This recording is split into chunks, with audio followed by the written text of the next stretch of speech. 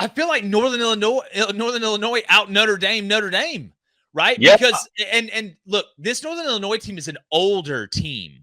I don't think a Mhm. lot of people realize like they've played a lot of football. They've played a lot of big time opponents on the road. They weren't going to be intimidated by this game. And then when you saw that when Notre Dame took that lead on that Jeremiah Love run, right? When it was 14-13, there was no panic from Northern Illinois, even when they had to punt the ball back to Notre Dame. What did they do? They didn't panic. The defense made a play. They got a turnover. They were able to drive the ball down the field. And when they had to be able to line up and run it, when I knew they were running it, when Notre Dame knew they were running it, when God knew they were running it, they were still able to have success, right? They ran for almost 200 yards against Notre Dame, outrushed Notre Dame by almost 80 yards. And then you look at Ethan Hampton, was decently efficient, didn't do too much, was 10-19 for 200 and a touchdown. But Riley Leonard goes another week without throwing a touchdown pass, throws 2 interceptions. And when you look at this Notre Dame team and you watched last week against A&M, you love the physicality, but you wondered if there's going to be any flash with it because there's got to be some flash. And right now, at least to this point, and it's going to be tough to come back from this Northern Illinois loss, they've got to find a way to start being more explosive in the pass game. And David, all we talked about all offseason was the worry was a little bit more about the offensive line at Notre Dame because you had these skill guys, whether it was at wide receiver with Collins coming over from Clemson, whether it was Greathouse, whether it was Mitchell Evans at tight end, you knew what you had at running back. We're not getting any big-time plays down the field on the outside, and if you're Notre Dame, you're not going to win many more games playing like that. No, and Marcus Freeman is starting to create a habit where he's losing football games where he's heavily favored. And I thought maybe that was put to bed after watching them go on the road and finally, really beat Texas A&M, a good football team in a hostile environment. The thing I keep scratching my head with is watching Riley Leonard be incapable of moving the football through the air downfield. Now, I know when he was at Duke, some of the plays that really made us go wow were in the run game with his legs, and we saw that on display last week. But I've seen him throw the football well down the field, and and I sort of gave him the benefit of the doubt, Blaine, against Texas A&M that Texas A&M's defense is really good, strong front seven. We knew what kind of football game that was going to be. We need Riley Leonard's legs. Let's just win a low-scoring dogfight. But then yesterday, the same exact thing, and even on the last play, on the last interception, not only is it intercepted, but after the game he said, well, I made a terrible read.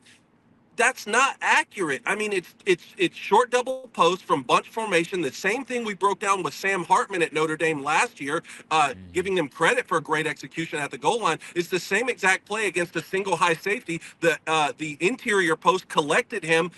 You made the right read. Throw the football down the field. It was massively underthrown, and now I'm just wondering, is that going to be a problem all season? Blaine? Well, I mean, you look at who Riley Leonard was at Duke. He wasn't most accurate guy, but he could get the job done. It's just and this is a question I got for both of y'all. How physical that game was versus Texas A&M on both sides of the ball. Do y'all think that carried over to this game from a wear and tear standpoint? Because you're facing another ground and pound, play defense, don't make mistakes, no turnovers, eat up as much clock as you can. It's football, though. Yeah, it's it's gonna be physical. What I question is the maturity of the Notre Dame team. I think they got out matured in that game. That's what it looked like to me. It looked like Northern Illinois never, it looked like Riley Leonard panicked a little bit, right? Like Riley Leonard was like, man, I haven't hit a big play. I've got to hit it. I've got to hit a big play, right? I've got to show people that we don't have to be this in a phone booth offense that's going to methodically move the ball down the field. He likes to create, right?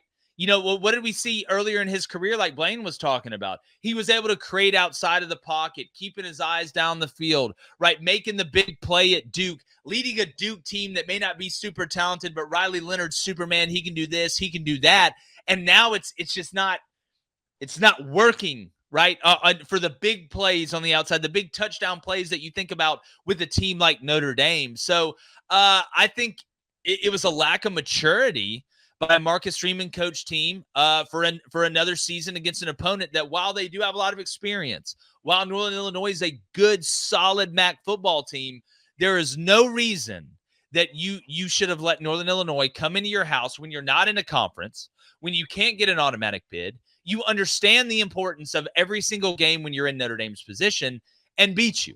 I just think this Notre Dame team is not mature, and you saw that. They looked at Northern Illinois and said, well, if we can do it against Texas A&M, we're going to beat these guys to sleep. And then all of a sudden you look up in the third quarter and you're like, well, they just got another 3rd and 2 and they're down 1. Like, oh no, now we got to go. So does this game tell you anything about Texas A&M? Are we overhyping Yeah, A&M? I was no, thinking the same thing, right? Like, I mean, I, look, it's week to week. It is circumstantial, and yes, maybe they took a lot of this game for granted, but they didn't even on defense. Notre Dame wasn't even run fitting as well as they did against Texas A&M, and no, maybe they just put all their chips into that week one. But again, to me, I just want to say one more thing about Northern Illinois. A week after we saw some 73-3 games and 76-0 games and big programs scheduling smaller programs, what a way to come out and fight. The kids on that team yesterday, they will tell their grandchildren about that football game, and what a yeah. moment, and all credit to them.